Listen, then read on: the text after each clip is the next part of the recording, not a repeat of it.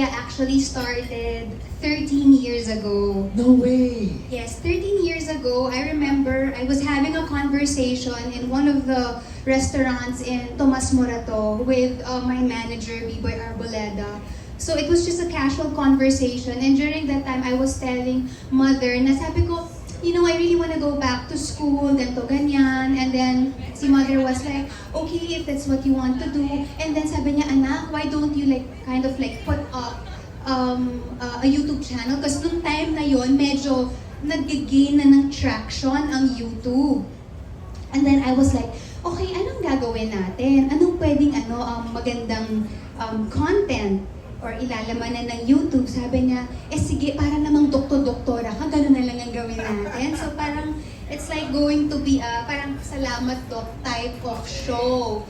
So that was 13 years ago. But that one did not materialize kasi naging busy tayo with work and, you know, with so many things. And then in 2019, si mother again, sabi niya, gagawan ko kayo ng YouTube channel. So yung mga anak niya sa B617 Management. And then, finally, I was able to do a channel dun sa isa sa mga passions ko, which is traveling. So, ang naging content nun was pure traveling. But then the pandemic happened. And of course, it made us, it was impossible for us to travel, diba? So parang, hindi na siya natuloy, tapos naging busy na rin ulit ako sa mararaming bagay. So fast forward to 2024, it was mid-July. When I was thinking about the channel, sabi ko, the channel can be so much more. Hindi lang siya basta travel. Anong pwede kong gawin? Anong pwede kong i-content sa kanya? Ano ba yung message na gusto kong ilabas or ibigay sa mga tao? And then, that's when I realized that I want to be able to have a platform wherein I can spread positivity, be a source of inspiration to people, and bring joy to our audiences. So, nailuwal si the JSM channel. So that was mid-July of 2024.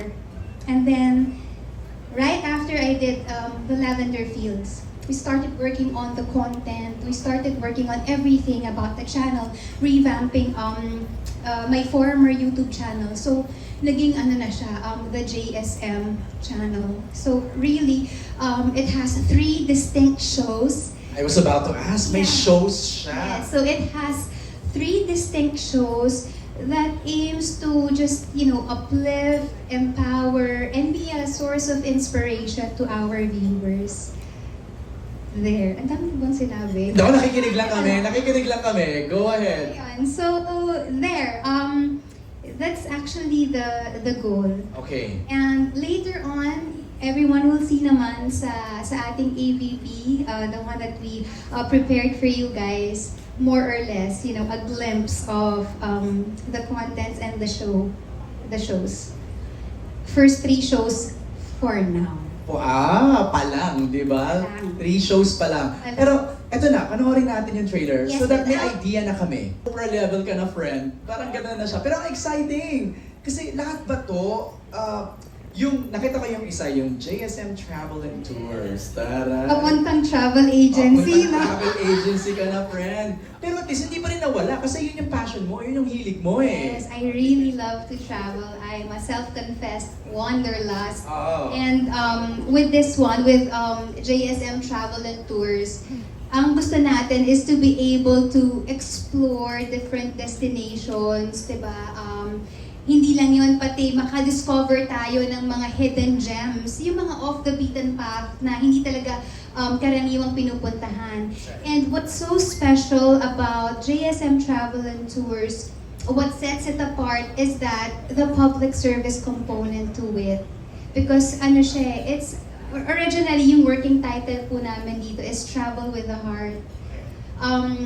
At the end of every show, there is a person or a community na mag-give back po tayo ng kung ano yung kailangan nila. So, yun siya. Kasi diba every time we travel, parang a piece of a place, parang naiiwan siya sa atin. But what I also would like to happen is to leave a piece of my heart with an individual or maybe a community. Ganda! And then yung isa naman, let's drink to that. Okay, so let's drink to that. Ito, isa sa pinakakwela na shows ng the JSM channel. Kasi hindi lang po ako ang nasa Let's Drink to That. I have co-hosts with me, si China Crab and si AC Soriano. Kindly give them a hand, please. Mamaya tatawagin natin sila on stage for the kwentuhan. Pero maganda yan, very young yung ganong ano. Oo. Parang ano, feeling ko walang script yun. Actually, we're just given like different Bullet points lang, parang and top shows, points. and then okay, after each parang segment, we're given like mag-banter kayo dyan. We're given a Ang chance to saya. banter about kung ano yung feature. Because Right. see, Let's Drink to That is like a show filled with good vibes. Because parang, and I was thinking of a show or a content for the JSM channel. Sabi ko, because I just want something na parang shows that would celebrate victories, even the small ones. And sometimes kasi, di ba, we're just parang flooded or minsan with mga news na sometimes heartbreaking. And I want to be able to have a news channel na mag-broadcast ng puro good vibes lang. We just want people's faith in humanity to be restored. And for them to realize that there is, something to celebrate every day, diba? There's a reason. Diba the victories every day? Meron yan. Oo, so, yun. So, gusto lang natin ibalik sa kanila yon. Iba't ibang storya to ng mga tao, even storya ng mga pets, name it. Basta, anything that will like make you smile and make you feel good, and at the end of the day, yung marirealize mo, okay, may mga maganda pa rin nangyayari. And syempre, diba, parang when you celebrate, you either say cheers or you say, let's drink to that. Galing! Galing, Jody.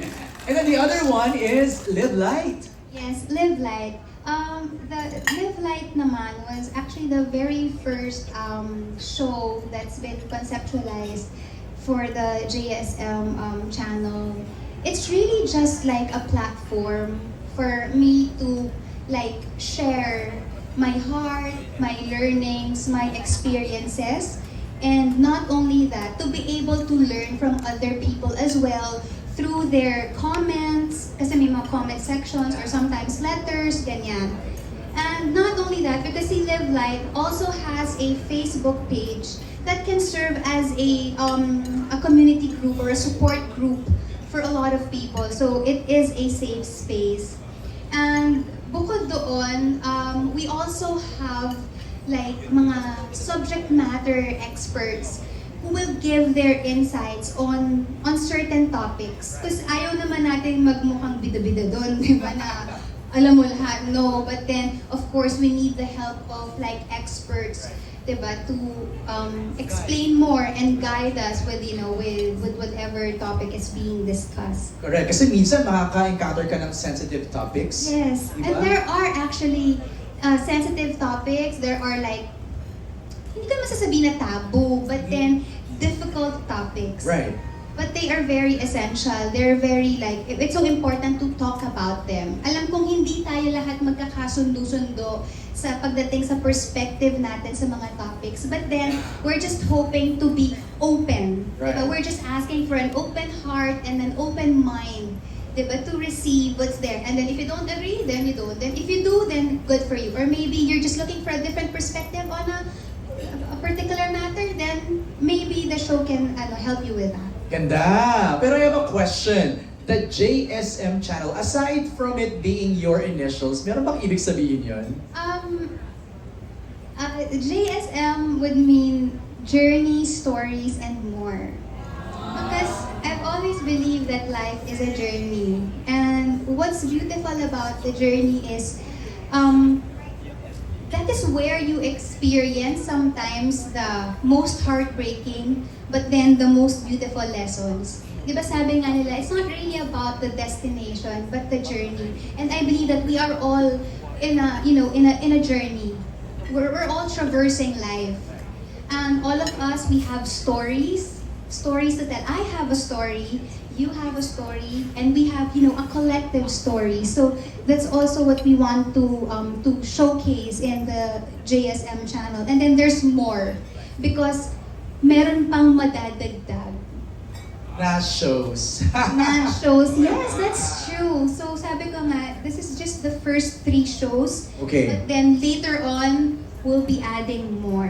Yun! And also, I noticed, Evolve, Inspire, Explore, right under your logo. Yeah. Anong ibig sabihin yan? We're actually thinking of what do we stand for? I mean, what does this channel stand for? And I think sabi ko, these 3 words would perfectly describe the JSM channel. And evolution is really important, diba? In personal growth and building our resilience, diba? Para we'd be more strong in terms of challenges. We can't get stuck. So we have to keep on transforming and evolving, diba? As human beings. And I think that evolution would also speak of my journey as a person, because I believe na ang dami ko na rin pinagdaanan. I mean, ang dami ng evolution na nangyari sa akin, not only with my life, but also sa career ko. And now, this is another one. So, this is in there, and then Inspire, because that's what we intend to do. It's what we aim to do, is to inspire people. And number 3 is to explore. With exploration comes discovery. So we would like not only to explore via travel, but then explore life itself. So that's why yung 3 words nandun. Alam mo, nakikinig lang ako sa'yo, pinapakinggan lang kita, parang ang nasa isip ko, why do you have to do this? I mean, pwede ka naman ng kumuha ulit ng another project in TV or in movie or travel, gaya nga ng passion mo. But why, anong meron sa project na to that's so close to your heart that you really have to materialize it? I think number 1 is like what I said. I'm sharing with people my passions. Number 2, I think na parang whatever you learned, diba, it doesn't end with you. Parang life is all about sharing. Diba, parang we are a channel. Kumbaga, whatever learnings we learn or encounter, dumadaan lang sa atin yan. And then, it becomes a message to other people. Right. And I think parang in a world na sometimes filled with toxicity and negativity, I just like want this channel to become a sort of, a beacon of hope, or maybe light. And yeah, I think yun yung purpose why I did the JSM channel. Na saka, you know what I think? Aside from your legacy at work, I think you're planting seeds on this channel. Not for your body of work, but for other people. Parang feeling ko yun yung ginagawa mo. Feeling ko yun yung magandang may iwan mo sa aming lahat. I know it's fast-forward thinking, but I can already feel it. Na parang amidst the chaos and the noise, especially online, there's this JSM channel that's just purely fun, inspiration, hope, and love. Yes. And I think na parang just do for one Yes. what you can't do for all. So kung merong isang buhay ka na na-inspire, na bago, or na-push because of what they've seen sa channel, then I think na-serve ko yung purpose ko. Galing! Ang galing! Grabe! Okay, we're just getting started. Isa-isahin natin. I know you already touched a bit of the shows. Okay, Love Light, may guests ba dito? Or it's just purely you and the letter senders? Paano? With Live Light, it's just going to be me, and then there's, of course, we will delve into different topics, and then we have a subject matter expert na laging nagiging present whenever a topic is discussed. Okay. For travel and tours, Ano ba yan? International ba yan? Parang agency talaga eh, no? International ba to, Jody, or pwedeng local din? For now, we are really exploring yung mga cities natin locally. Oo, kasi minsan may mga, tama ka nga doon eh, mga undiscovered. You know what, Diba? MJ? Because isang realization for me, parang, okay, travel ako ng travel, labas ako ng labas, and yet, yung mga cities na meron tayo dito sa Pilipinas, nami-miss out ko. So with JSM Travel and Tours, ako yung natututo, ako yung nagugulat na, OMG, I thought itong place na to ay ganito-ganito lang. Pero pag nandun ka, it has so much to offer. Right, kasi nga, well, through your channel, madi-discover na namin yun. Okay, etong next segment natin, meron tayong makakwentuhan on stage kasi pag-uusapan na natin yung Let's Drink to That. Alright, let's call in ang